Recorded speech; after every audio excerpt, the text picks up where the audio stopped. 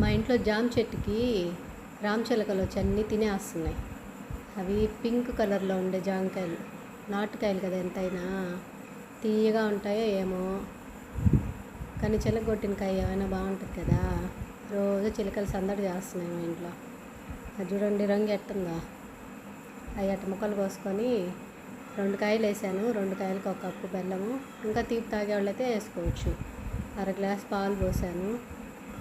మెత్తగా మిక్సీకి కొట్టుకొని చిక్కగా కొట్టుకున్నా, మళ్ళీ ఎగిరిపోతుందని. మనం వడకట్టేసుకుని తర్వాత నీళ్ళు కావాలంటే పోసుకోవచ్చు, లేదు అట్టే చిక్కగా తాగాలంటే తాగేసేయచ్చు. కానీ కొంచెం వాటర్ వేసుకుంటేనే బెటరు. అది విత్తనాలన్నీ వడకట్టేసిన.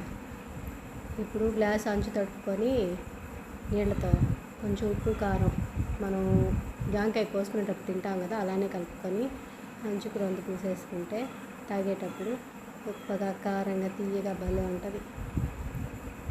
టేస్ట్ కూడా భలే ఉన్నాయి. తాగి చూడండి, ఎండలకి చల్లగా ఉంటుంది.